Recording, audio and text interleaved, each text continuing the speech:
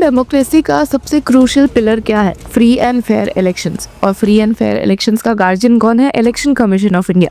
लेकिन जब इसी इंस्टीट्यूशन पर सवाल उठने लगे, जब रूलिंग पार्टी के पॉलिटिकल अपोनेंट्स ये कहने लगे कि ट्रांसपेरेंसी कॉम्प्रोमाइज हो रही है, तब नैरेटिव सिर्फ पॉलिटिकल नहीं रहता, वो कॉन्स्टिट्यूशनल क्राइसिस का फ्लेवर ले लेता है। आज का मुद्दा वही है। टीएमसी लीडर अभिषेक बैनर्जी ने सीधा इलेक्शन कमीशन ऑफ इंडिया पर आरोप लगाया है कि सुप्रीम कोर्ट के डायरेक्शंस को ओपनली फ्लाउट किया जा रहा है, और वो भी व्हाट्सएप मैसेजेस के थ्रू।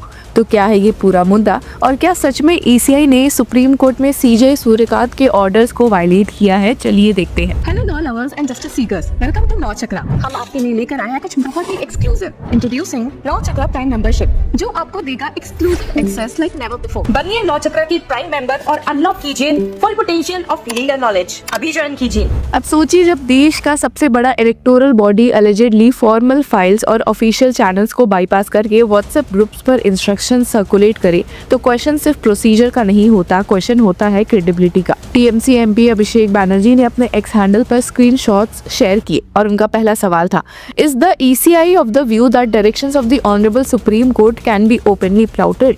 अब ये लाइन सिर्फ ट्वीट नहीं, ये एक कॉन्स्टिट्यूशनल चैलेंज था। उन्होंने लिखा कि the highest court of the land has repeatedly emphasised transparency, due process and adherence to official channels of communication.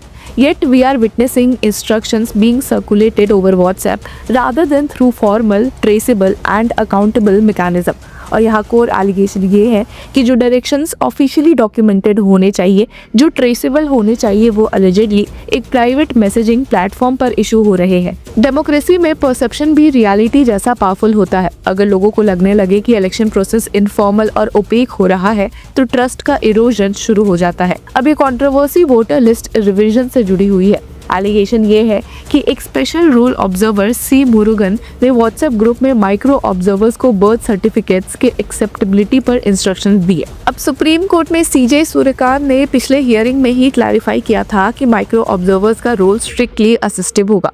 Final decision inclusion या एक्सक्लूजन का इलेक्टोरल रजिस्ट्रेशन ऑफिसर्स यानी ईआरओस के पास होगा। टीएमसी अभिषेक ने यही याद दिलाते हुए कहा कि need I remind the ECI of the supreme court's categorical directive that the role of micro observers must remain strictly assistive. Why then is statutory procedure being bypassed and under whose instructions?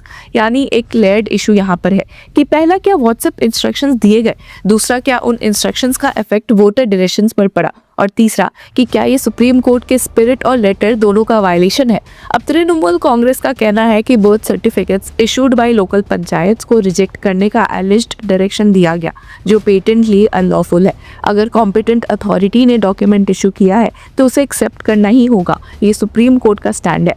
अब इस पूरी कहानी में एक और explosive allegation add हुआ, login credentials misuse का। TMC leader Abhishek Banerjee ने क्लेम किया कि role observers are designated district wise, yet it is seen that login credentials linked to these observers are being accessed from a central location in Kolkata. यहाँ implication ये है कि जो observer district में physically present होने चाहिए, उनका digital access allegedly किसी सेंट्रल लोकेशन से ऑपरेट हो रहा है।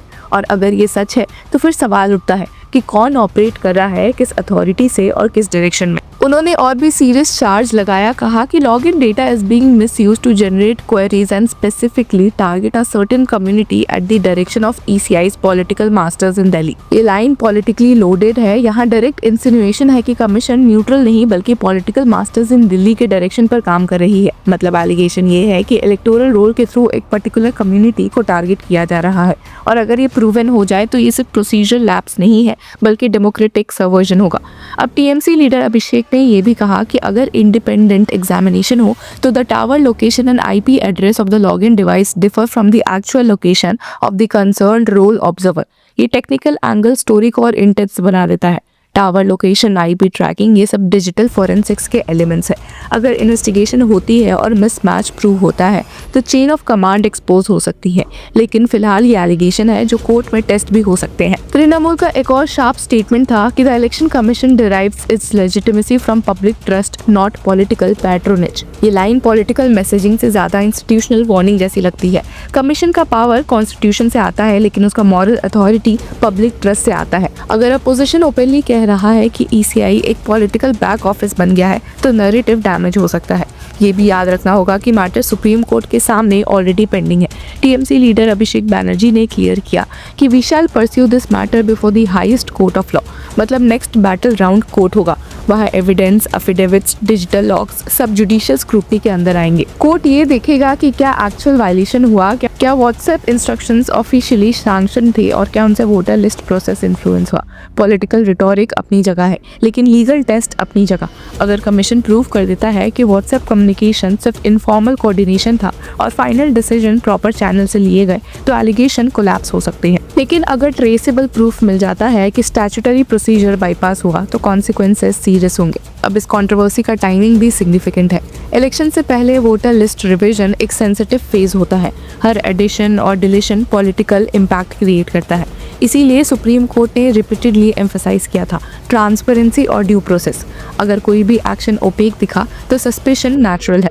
अब यहाँ पे टीएमसी लीडर अभिषेक बैनर्जी का टोन इंटरेस्टिंग भी है। ट्वीट के एंड में उन्होंने वार्निंग दी कि any person aligning themselves with और acting at the behest of zamindars of Delhi will face stringent and uncompromising legal action, brace yourself. ये सिर्फ लीगल नोटिस नहीं, पॉलिटिकल मोबिलाइजेशन भी है। ये मैसेज सपोर्टर्स के लिए भी है कि पार्टी अग्रेसिव स्टैंड लेगी। लेकिन ब्रॉडर सवाल ये है कि क्या डिजिटल कम्युनिकेशन प्लेटफॉर्म जैसे व्हाट्सएप को ऑफिशियल गवर्नेंस में यूज करना इनहेरेंटली प्रॉब्लमैटिक है। आजकल ब्यूरोक्रेसी में कोऑर्डिनेशन के लिए मैसेजिंग एप्स यूज होते हैं, पर जब बात कॉन्स्टिट्यूशनल बॉडी और इलेक्शन प्रोसेस की हो तो डॉक्यूमेंटेशन और ऑडिट ट्रेल मैंडेटरी होता है। व्हाट्सएप मैसेजेस इजीली डिलीट हो सकते हैं, फॉरवर्ड हो सकते हैं और उनका एविडेंशियरी वैल्यू कॉम्प्लेक्स हो जाता है। इसीलिए formal, traceable and accountable mechanisms phrase इतना सेंट्रल है। ये पूरा एपिसोड एक लार्जर डिबेट को भी ट्रिगर करता है, institutional autonomy versus political pressure. Opposition का नैरेटिव है कि ईसीआई पर दिल्ली का प्रेशर है। ईसीआई का ऑफिशियल स्टैंड अभी डिटेल्ड फॉर्म में सामने नहीं आया, लेकिन यूजुअली कमीशन अपनी न्यूट्रलिटी डिफेंड करता है। अल्टीमेटली पब्लिक परसेप्शन बैटल चल रहा है। डेमोक्रेसी सिर्फ बैलेट पेपर से नहीं चलती, बल्कि ट्रस्ट से चलती है। अगर वोटर को लगता है कि उनका नाम लिस्ट से आर्बिट्री तरीके से डिलीट हो सकता है या इंक्लूजन पॉलिटिकली इन्फ्लुएंस्ड है, तो पार्टिसिपेशन इम्पैक्ट होता है। इसीलिए वोटर रोल इंटीग्रिटी फंडामेंटल है। तो व्यूअर्स, इस पूरे मुद्दे पर आपकी क्या राय है? Do let us know in the comment section. Until then, keep following Law चक्र।